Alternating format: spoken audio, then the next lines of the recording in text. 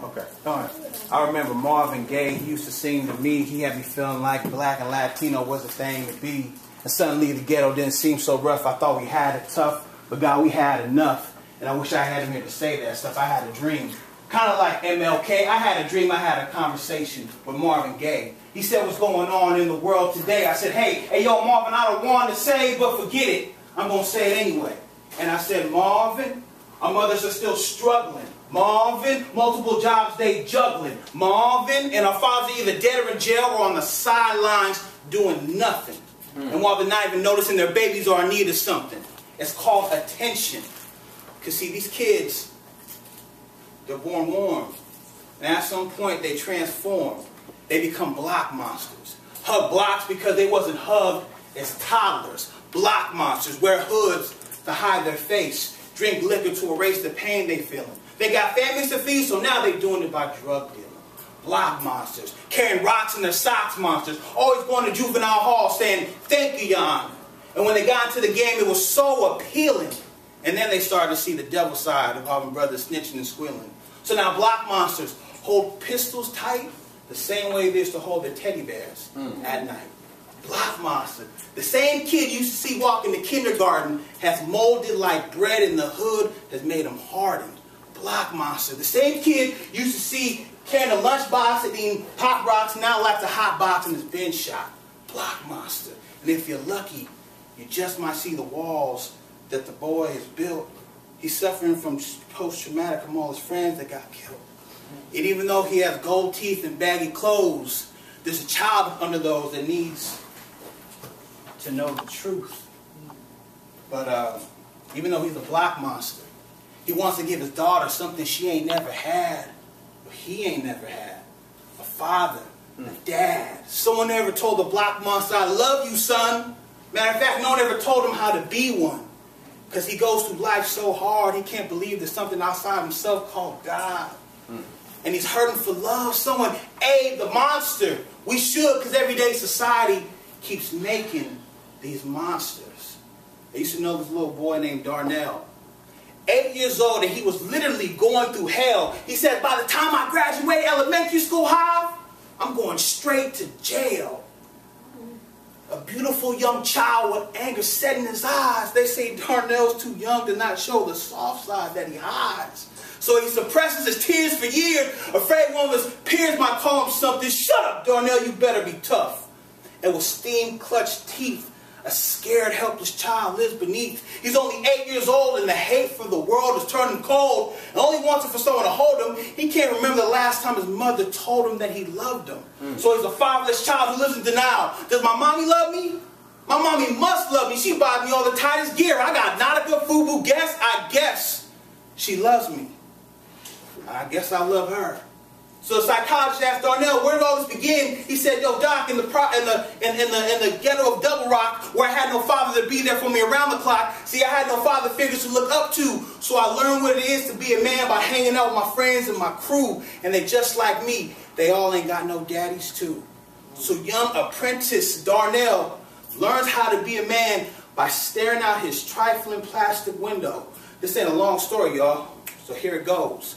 A real man to Darnell is a tall basketball-playing rap star who drives a 5.0 car and his body is full of scars, in and out.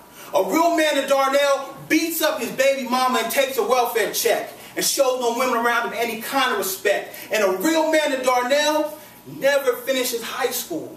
He just stands on the corner and gets high, fool. Not to him, that's high school. But to tell you the truth, Darnell just wants someone to look up to. Someone who he can say is cool, but for some reason they ain't teaching him about his role models in school. Nor are they giving him the tools to contain this frustration from living in poverty that's built up all this pain. And Darnell's so tight, man. This young kid, 8 years old, can dodge bullets like dodgeballs. Comes back to his friends and says, look, I didn't get hit, y'all. And when he goes home, he bounces his basketball up against his project wall. He gets on his knees and he prays, y'all, and he says, Father, why did my dad leave me and bounce on me like I do this basketball against this wall? This is the thing that made me go AWOL. The fact that a so-called father I never had didn't stay, y'all. So he goes to with his mom to go see this motion picture. About 5 minutes into it, he's like, Mama, that's me. That's me. Guess what the movie was?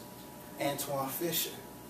So I had to grab him and say, Darnell, I'm about to paint you a whole nother picture. I said, Darnell, you ain't got to live that fate. Matter of fact, young brother, you ain't got to end up to that day. So I pulled my arm around him and said, young brother, I relate. I'm about to give you some games so that your mentality can elevate. See Darnell maybe 5 months later. I said, what's up, D? How you doing? He says, man, I'm doing great. He said, remember how I told you I was going to go to jail? Scratch that. I'm going to SF State. So kids need encouragement. But instead when they listen to 106.666.1, the evil station, my bad, the people station, they get bad encouragement.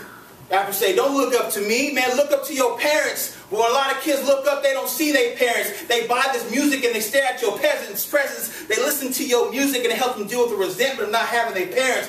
Maybe you don't understand that these parents need some help, but the only thing you care about is how many records you got on the shelf. Your community is dying, but you don't want to check his health. So I'm going to catch them while they rapping, my bad, acting, and say, hey, you can be helping kids get up off the hood instead of subtracting.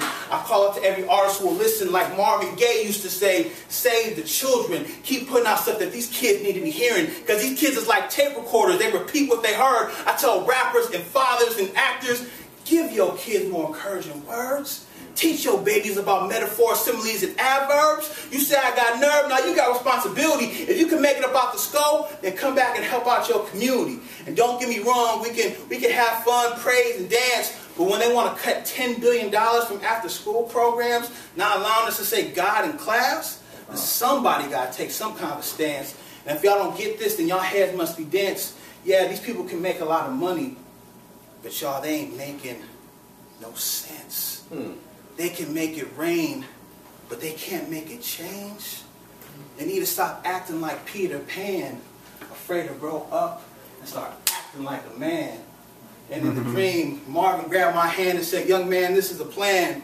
Grab all these kids and give them a vision to follow. Plant their minds with good seeds so they no longer will be hollow. Do this today and don't do it tomorrow. And I guarantee the love you give to the children, they'll give to their friends to borrow. So if you feel like you're the next one, there's a microphone in the stage.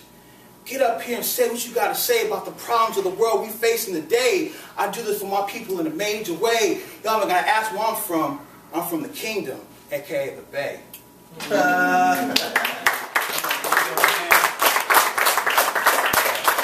Praise God, baby.